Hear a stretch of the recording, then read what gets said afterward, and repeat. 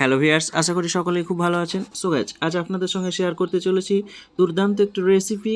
তো যদি রুটি আর পরোটার সঙ্গে এই রেসিপিটি তৈরি করে একবার খান তো বারবার এটাই তৈরি করবেন। তো দেখে নেব আজকের এই রেসিপি। প্রথমে এখানে মোটা সাইজের দুটো টমেটো নিয়ে নিয়েছি, লাল টুকটুকে। এর সঙ্গে নিয়েছি আমরা দুটো মতো পেঁয়াজ। এখানে যদি ছোটো সাইজের হয় তাহলে দুটো নেব, মোটা সাইজের হলে একটা নেব। আর এর সঙ্গে নিয়েছি 4-5টা মতন কাঁচা লঙ্কা।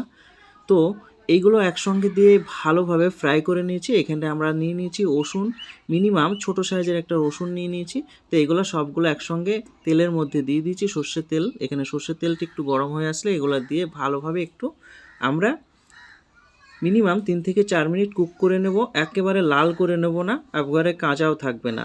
হালকা লাল যখন হয়ে আসবে তারপরে ঠিক এই পরিমাণে আসলে আমরা লবণ পরিমাণ মতো দিয়ে দেবো। আর এর সঙ্গে দেবো অল্প অল্প পরিমাণ মতন এখানে ঝাল, হলুদ এবং হালকা একটু জিরে গুঁড়ো। আর এর সঙ্গে দেবো আমরা চাট মশলা। তো সবগুলো একসঙ্গে দিয়ে ঠিক এই পর্যায়ে আসলে এবার আমরা নিয়ে নেব 3 থেকে 4টে মতো ডিম। তো 3 থেকে 4টে ডিম আমরা পাশাপাশি একটা বাটিতে ভেঙে নিয়েছি। তারপর এর মধ্যে দিয়ে হালকা করে এবার নাড়া দেব। আর এটা সম্পূর্ণ হালকা আঁচে আমরা তৈরি করে নেব। আশা করি কোনো রকম বুঝতে অসুবিধা হয় না। এইবার মিনিমাম 1 থেকে 1.5 মিনিট এটা ভালোভাবে এভাবে নেড়েচেড়ে খুন্তি দিয়ে ঠিক এভাবে নেড়েচেড়ে নেব। তো স্পেশালি দেখতে পাচ্ছেন এটা যদি রুটি বা পরোটার সঙ্গে খাওয়া যায় দুর্দান্ত লাগবে।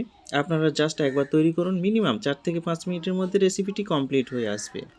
তো আশা করি কারোর কোনো বুঝতে অসুবিধা হয়নি। আমার চ্যানেল নতুন হয়ে থাকলে অবশ্যই চ্যানেলটি সাবস্ক্রাইব করে সঙ্গে থাকবেন এবং পাশের বেল আইকনটি বাজিয়ে দেবেন, যাতে সবার আগে এরকম মজাদার রেসিপি আপনাদের সঙ্গে শেয়ার করব।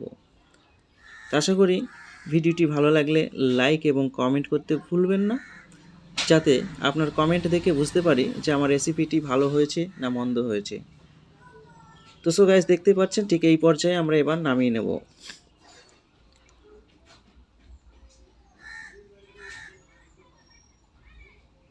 এর থেকে বেশি হয়ে আসলে কিন্তু সেই টেস্টটা থাকবে না, তাই নর্মালি এইরকম পর্যায়ে আসলেই আমরা নামিয়ে নেব।